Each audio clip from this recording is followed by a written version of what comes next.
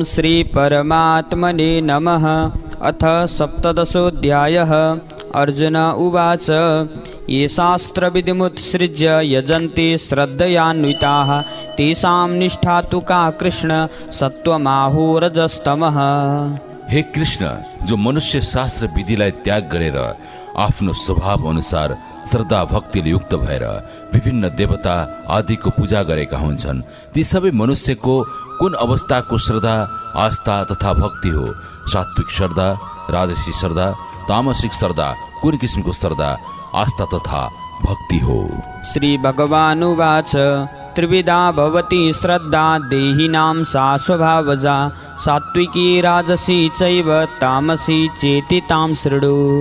जुन मनुष्यको श्रद्धा शास्त्रीय भनाई शास्त्रीय संस्कारद्वारा रहित केवल आफ्नो भोजन समाजको प्रभाव र आफ्नो स्वभावको कारणले उत्पन्न भएर गरेका श्रद्धा तथा भक्ति पूर्व जन्ममा गरिएको सञ्चित कर्मको आधारमा पूर्व जन्मको सञ्चित कर्मको कर्मफलको कारणले र आफ्नो मनमाने आचरण र संस्कारद्वारा उत्पन्न भएको श्रद्धालाई स्वभावजा श्रद्धा तथा भक्ति भनिन्छ। सात्विक, राजस तथा तामस गरेर 3 प्रकारका छन्। ती 3 प्रकारको श्रद्धा तथा भक्तिको बारेमा अब तिमीले सुन। जुन श्रद्धा र भक्तिबाट प्राप्त हुने गुण आचरणको बारेमा मैले भन्ने छु, यो ज्ञान शास्त्रले पनि वर्णन गरेको छ। सत्वानुरूपा सर्वस्य श्रद्धा भवति भारत श्रद्धामयोऽयं पुरुषो यो यच्छ्रद्धः स एव सः। हे भारत, सबै मनुष्यको श्रद्धा तथा भक्ति उनको अन्तस्करणको कारण हो, त्यही कारण अनुरूप नै भक्ति हुन्छ। सम्पूर्ण मनुष्यमा कुनै न कुनै किसिमको श्रद्धा र भक्ति त गरेको हुन्छ, त्यसैले जो मनुष्यले जुन किसिमको गुण धारण गरेर श्रद्धा गरेको हुन्छ ती मनुष्य त्यही गुण धारण गरेर त्यही गुण अनुसारको श्रद्धा र भक्तिले सम्पन्न बनेको हुन्छ र यस्तो श्रद्धा तथा भक्तिद्वारा सम्पन्न भएको तो मनुष्य स्वयंको आफ्नो गुण अनुसारको श्रद्धा तथा भक्ति नै हो। यजन्ते सात्विका देवान्यच्छ रक्षांसि राजसाः प्रेतान् भूतगणाः सान्ये यजन्ते तामसा जनाः। सात्विक कर्म गर्ने र सात्विक गुण सम्पन्न भएको मनुष्यले विभिन्न देवताको पूजा गर्ने गरेका हुन्छन्। राजस कर्म गर्ने र राजस गुण सम्पन्न भएको मनुष्यले यक्ष र राक्षस तथा असुरको पूजा गर्ने गरेका हुन्छन् तथा तामस कर्म गर्ने र तामस गुण सम्पन्न भएको जो मनुष्य हुन्छन् ती सबैले प्रेत र भूतगणलाई नै पूजा गर्ने गरेका हुन्छन्। अशास्त्र विहितं घोरं तप्यन्ते एतपो जनाः दम्भाहंकार संयुक्ताः कामरागबलान्विताः कर्षयन्तः शरीरस्थं भूतग्राममचेतसः मां चैवान्तः शरीरस्थं तान् विद्यासुरनिश्चयान्। जो मनुष्यले शास्त्र विधिद्वारा निर्देशित श्रद्धा नगरेर आफ्नो खुसीले मनमाने तरिकाले केवल मन कल्पित श्रद्धा तथा भक्तिलाई गरेका हुन्छन् त्यस्तो मनुष्य मनमा दम्भ, ईर्ष्या र अहंकारबाट युक्त र कामना, आसक्ति र बलको अभिमानबाट पनि युक्त रहेका हुन्छन् भन्ने जान। शरीर रूपले स्थित जीवात्माको भूत समुदायको र हृदयमा आत्मरूपी प्रकाशमा स्थित म परमात्मालाई नै दोष गर्ने गरेका हुन्छन्। शास्त्र विरुद्धको भक्ति तथा उपासना आदि आचरणद्वारा शरीरलाई सुकाउनु एवं भगवानको संरचनाको एक अंश स्वरूप जीवात्मालाई पनि क्लेश दुःख दिनु, भूत समुदायको पूजा गर्नु अन्तर्यामी परमात्माको विधि विरुद्धको कार्य हो। यस्तो द्वेष गर्ने अज्ञानी मनुष्यलाई तिमीले असुर स्वभाव भएको मनुष्य भनेर जान। आहारस्त्वपि सर्वस्य त्रिविधो भवति प्रियः यज्ञस्तपस्तथा दानं तेषां भेदमिमं शृणु। भोजन पनि सबै मनुष्यलाई आफ्नो आफ्नो गुण र स्वभावको हिसाबले ग्रहण गरेका हुन्छन् र भोजन पनि प्रकृतिको गुण अनुसार 3 प्रकारको हुन्छ। मनुष्यले आफूले धारण गरेको आफ्नो गुण अनुसार नै 3 प्रकारको खानालाई 3 प्रकारले नै प्रिय लाग्न सक्छ भने मनुष्यले पनि आफ्ना खाना अनुसार नै आफ्नो गुणलाई धारण गरेको हुन्छ र त्यस्तै मनुष्यले आफूले धारण गरेको गुणको आधार अनुसार नै यज्ञ, तप, दान पनि ती 3 प्रकारको नै रहेको हुन्छ। ती 3 प्रकारको भजन, दान, तप, यज्ञको बारेमा तिमीलाई पृथक पृथक भेदको बारेमा ज्ञान दिँदैछु। अब सुन। आयुः सत्त्वबलारोग्य सुख प्रीति विवर्धनाः रस्याः स्निग्धाः स्थिरा हृदया आहाराः सात्विक प्रियाः। आयु, बुद्धि, बल, आरोग्य, सुख प्रीतिलाई बढाउने रसयुक्त शरीरको लागि आवश्यकता पर्ने चिल्लो पदार्थ उपलब्ध हुने र शरीरमा स्थिर रहेर शरीरको शक्ति वीर्य बललाई वृद्धि गर्ने, स्मरण शक्तिलाई वृद्धि गर्ने, शरीरमा शक्ति वृद्धि गरी सात्विक कर्म गर्नको लागि सधैँ सक्रिय हुने, जुन भोजनको शक्ति शरीरमा बिस्तारै कार्य गर्छ र धेरै लामो समयसम्म क्रियाशील रहेको हुन्छ, यस्तो भोजनबाट प्राप्त हुने शक्तिलाई स्थिर रहने शक्ति भनिन्छ। फलफूल तथा वनस्पति स्वभाव, बनावट तथा वासना नै मनलाई अति प्रिय लाग्ने तथा प्राकृतिक रूपले नै त्यस भोजनको वासनाद्वारा नै मनलाई आकर्षित गर्ने, खाएपछि शरीरमा आनन्द अनुभूति प्राप्त हुने यस्तो गुण भएको आहार अर्थात् भोजनलाई सात्विक भोजन भनिन्छ। यस्तो भोजनलाई प्रसाद पनि भनिन्छ। यो प्रसाद पूर्ण प्राकृतिक हुन्छ। यो प्राकृतिक किसिमको प्रसादलाई सात्विक भोजन भनिन्छ। सात्विक भोजन सात्विक गुण भएको मनुष्यको लागि अति प्रिय हुन्छ। कट्वम्ल लवणात्युष्ण तीक्ष्ण रुच्छ विदाहिनः आहारा राजसश्रेष्ठा दुःख शोकामय प्रदाः। तीतो तथा पिरो किसिमको, अमिलो किसिमको, चर्को तथा लवणयुक्त, अत्याधिक तातो तथा अति नै चिसो, अति नै पिरो कडा किसिमको शरीरलाई हानि पुर्याउने तथा साँधेको, कुहिएको, दुःख चिन्ता तथा रोगलाई उत्पन्न गर्ने किसिमको भोजनलाई राजसी खाना भनिन्छ। यस्तो खानामा साँधेको पुरानो अचारदेखि तेलमा तारेको सबै किसिमको खाना पर्छ। यस्तो खाना राजसी गुण हुने मानिसलाई मन पर्छ। यस्तो राजसी आहार गर्ने मनुष्यको गुण पनि राजसी प्रकारको हुन्छ। यातयामं गतरसं पूति पर्युषितं च यत् उच्छिष्टमपि चामेध्यं भोजनं तामसप्रियम्। जो भोजन आदि मात्र पाकेको हुन्छ, रसरहित, दुर्गन्धयुक्त, बासी, उच्छिष्ट तथा जुठो भएको तथा जो खाना खाएपछि हाम्रो शरीरलाई असजिलो अनुभव हुन्छ, शरीर थकित तथा नियन्त्रण बाहिर पुग्छ, स्मरण क्षमता ह्रास हुन्छ, यस्तो खाना अपवित्र हुन्छ।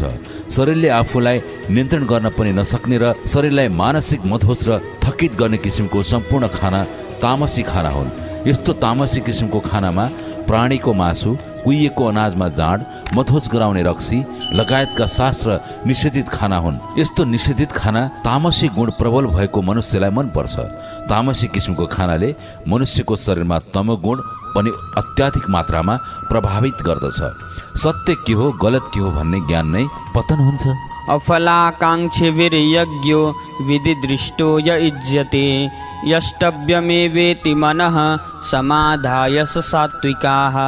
शास्त्रले निर्देशन गरेको र शास्त्र विधिले भनेको र त्यही विधिद्वारा नियत कर्म तथा नियत यज्ञ गर्नु नै आफ्नो कर्तव्य हो भन्ने जानेर मनद्वारा नै शास्त्र सङ्गत काम गर्ने गर्दछ र शास्त्र सङ्गत कर्मलाई नै आफ्नो धर्म हो, जिम्मेवारी हो भन्ने बुझेर आफ्नो कर्म गरेका हुन्छन् र आफूले गरेको कर्मको कर्मफलको कुनै आशा गरेका हुँदैनन्। आफूले गरेको सम्पूर्ण कर्म आशा र निराशा भन्दा माथि उठेर निष्काम भएर म सच्चिदानन्द घन ब्रह्मप्रति नै समर्पण गर्ने गरेका हुन्छन्। यस्तो गुण भएको व्यक्तिलाई सात्विक गुण भएको मनुष्य हो भनेर जान्नु। अभिसन्धाय तु फलं दम्बार्थमपि चैव यत् युज्यते भरतश्रेष्ठ तं यज्ञं विद्धि राजसम्। हे अर्जुन, केवल दम्बाचरणको लागि कर्म गर्ने, अरूलाई आफ्नो क्षमता महान भएको देखाउन यज्ञ गर्ने, आफ्नो कर्मको सबैतिर नामसहित प्रचार होस् भनेर कर्म गर्ने, आफूले गरेको सम्पूर्ण कर्मको कर्मफललाई पनि मैले नै प्राप्त गरौँ भन्ने कुरालाई ध्यानमा राखेर आफ्नो कर्म तथा यज्ञ गर्ने गरेका हुन्छन्। यस्तो उद्देश्य तथा गुण लिएर कर्म गर्ने मनुष्यलाई राजस गुण भएको मनुष्य हो भनेर जान। यस्तो गुण लिएर गरिने सम्पूर्ण कर्म होस् या यज्ञ होस्, त्यो सबै कर्म राजस कर्म हुन्। विधिहीनम सृष्टान्नं मन्त्रहीनम दक्षिणं श्रद्धाविरहितं यज्ञं तामसं परिचक्षते। शास्त्रले निषेध गरेको कर्म गर्ने, शास्त्र ज्ञानहीन, अन्नदान रहित, बिना मन्त्रको, बिना दक्षिणा र बिना श्राद्ध गरिने सम्पूर्ण कर्मलाई तामस कर्म भन्ने जान। शास्त्र विरुद्धको सम्पूर्ण यज्ञलाई तामस यज्ञ भन्ने जान। शास्त्रले निर्देशन गरेको भन्दा फरक किसिमको कार्य गर्ने यस्तो मनुष्यलाई तामस मनुष्य हो भनेर जान। देव द्विज गुरु प्राज्ञ पूजनं शौचमार्जवं ब्रह्मचर्यमहिंसा च शारीरं तप उच्यते। देवता, ब्राह्मण, गुरु र ज्ञानी जनको आधार, सत्कार, सम्मानका साथै मनमा पवित्रता, वचनमा सरलता, शक्ति सञ्चयमा ब्रह्मचर्य र मानसिक तथा शारीरिक अहिंसा यी सबै तप शरीर सम्बन्धी भएको हुनाले शरीरको तप कर्म भनिन्छ। अनुद्वेगकरं वाक्यं सत्यं प्रियहितं च यत् स्वाध्यायाभ्यसनं चैव वाङ्मयं तप उच्यते। जो मनुष्यले कहिले क्रोध गर्दैन र उद्वेग नै गर्छ, प्रिय मधुर कसैको हितकर तथा यथार्थ भाषण बोल्ने गर्छ र त्यही वचन र आचरण अनुसार नै आफ्नो कर्म गरेको हुन्छ, तथा जो मनुष्यले वेद शास्त्रको पठन पाठन गरेको हुन्छ र अरूलाई पनि पढाएको हुन्छ एवं परमेश्वरको नाम जपको अभ्यास पनि गरेको हुन्छ, यस्तो कर्मलाई वाणी सम्बन्धी कर्म अर्थात् वाणी तप कर्म भनिन्छ। मनः प्रसादः सौम्यत्वं मौनमात्मविनिग्रहः भावसंशुद्धिरित्येतत् तपो मानसमुच्यते। सबै मनमा प्रसन्नताको स्वभाव भएको, शान्त भाव भएको, भगवत चिन्तन गर्ने स्वभाव भएको, मन तथा इन्द्रिय निग्रह गर्ने क्षमता भएको र अन्तस्करणको उत्पन्न हुने तामसिक सोचको नियन्त्रणता गर्ने र सर्वकल्याण भाव राख्न सक्ने क्षमता भएको यस्तो किसिमको यस प्रकारको आन्तरिक पवित्रता राख्ने विधानलाई मनको तप कर्म भनिन्छ। श्रद्धया परया तप्तं तपस्तत्त्रिविधं नरैः अफलाकाङ्क्षिभिर्युक्तैः सात्विकं परिचक्षते। आफ्नो कर्म सम्पन्न गर्ने तर कर्मफलको आशा नगर्ने महान योगी पुरुषद्वारा सर्वकल्याणको लागि परम श्रद्धाको भावले गरिएको सम्पूर्ण तप कर्मलाई सात्विक तप कर्म भनिन्छ। तप कर्म पनि 3 प्रकारका नै हुन्छन्। सत्कारमान पूजार्थं तपोदम्भेन चैव यत् क्रियते तदिह प्रोक्तं राजसं चलमध्रुवम्। व्यक्तिगत फाइदाको लागि सत्कार तथा मान, व्यक्तिगत फाइदाको लागि पूजा आदि तथा अन्य कुनै किसिमको व्यक्तिगत स्वार्थको लागि वा कुनै घमण्ड स्वभावले या घमण्डको आचरणले या अज्ञान तथा पाखण्डपूर्वक गरिएका सम्पूर्ण कर्महरू राजसी कर्म हुन्। यस्तो राजसी कर्मको कर्मफल मिलेको त हुन्छ, तर कर्मफल भने क्षणिक हुन्छ। यस्तो क्षणिक फल प्राप्त गर्नको लागि गरिएको सम्पूर्ण मानसिक तथा शारीरिक तप कर्मलाई राजसी तप कर्म भनिन्छ। मूढग्राहेणात्मनो यत् पीडया क्रियते तपः परस्योत्साधनार्थं वा तत्तामसमुदाहृतम्। आफ्नो स्वार्थको लागि जिद्दीपूर्वक, हठपूर्वक, जबरजस्ती, बलपूर्वक मन, वाणी र शरीरलाई पीडा दिएर अरूलाई अनिष्ट गर्नको लागि पनि गरिने यस्तो किसिमको तप कर्मलाई तामस तप कर्म भनिन्छ। यस्तो कर्मफलको कर्मफल त मिलेको हुन्छ, त्यही कर्मफलको कारण मनुष्यको पतन सुरु हुन्छ।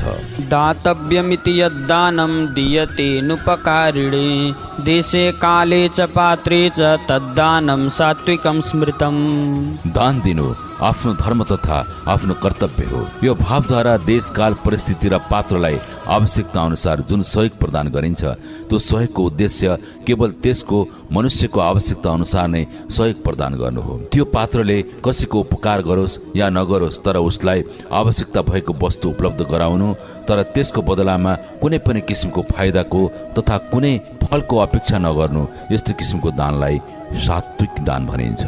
यत्तु प्रत्युपकारार्थं फलमुद्दिश्य वा पुनः दीयते च परिक्लिष्टं तद्दानं राजसं स्मृतम्। जुन मनुष्यले दिने दानमा स्वार्थ लुकेको हुन्छ, क्लेशपूर्वक तथा कुनै बेला उसले आफूलाई नै अपकार गरेको प्रत्युपकारको बदलामा या अन्य कुनै फल आफूले प्राप्त गर्ने आशय तथा कुनै आफ्नो व्यक्तिगत फाइदा तथा व्यक्तिगत प्रयोजनको लागि भनेर गरिने दान अथवा दान गरे बापत कुनै फल मिल्ने कुरालाई ध्यानमा राखेर कुनै लक्ष्यको कामना गरेर दान गरिएको दानको कुनै न कुनै फल आशा राखेर मात्र गरिएको वा दिएको यस्तो किसिमको दानलाई राजस दान भनिन्छ। अदेशकाले यद्दानम् अपात्रेभ्यश्च दीयते असत्कृतम् अवज्ञातं तत्तामसमुदाहृतम्।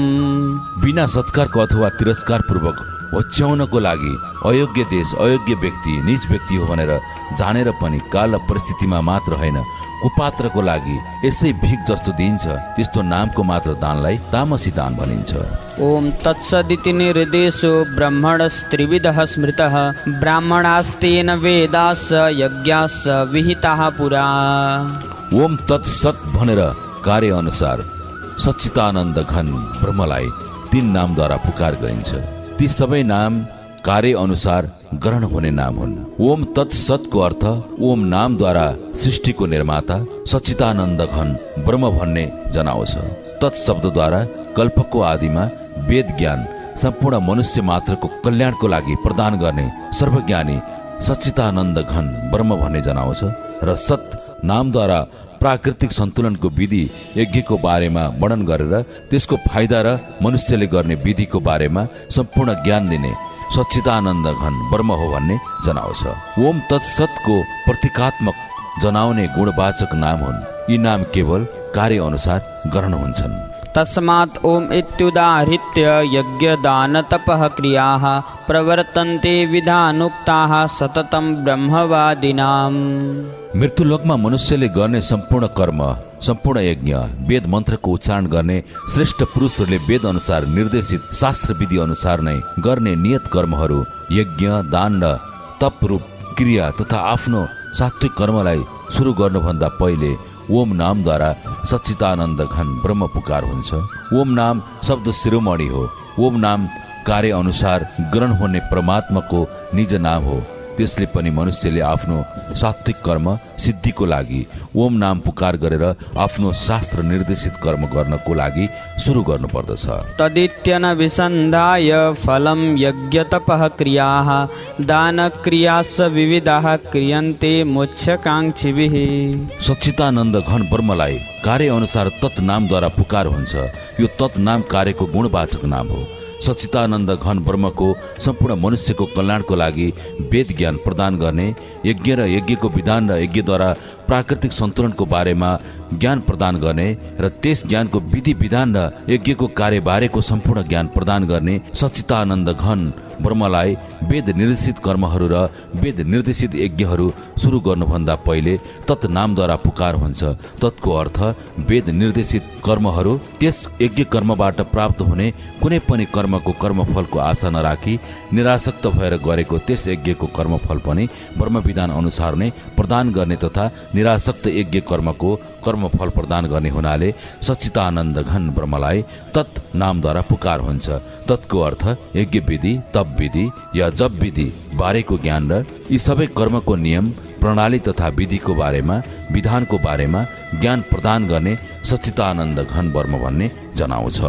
सद्भावे साधुभावे च सदिति तत्प्रयुज्यते प्रशस्ते कर्मणि तथा सत्शब्दः पार्थयुज्यते।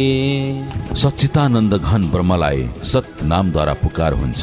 मनुष्यले गर्ने सम्पूर्ण कर्मको कर्मफल विधिको विधान ब्रह्म विधान अनुसार छिर भएर सत्य भावले र श्रेष्ठ भावले जसले जस्तो कर्म गरेको हुन्छ त्यही अनुसार कुनै पनि फेरबदल नगरी त्यस प्रकारको कर्मफल प्रदान गर्ने हुनाले सच्चिदानन्द घन ब्रह्मलाई सत् नामद्वारा पुकार हुन्छ।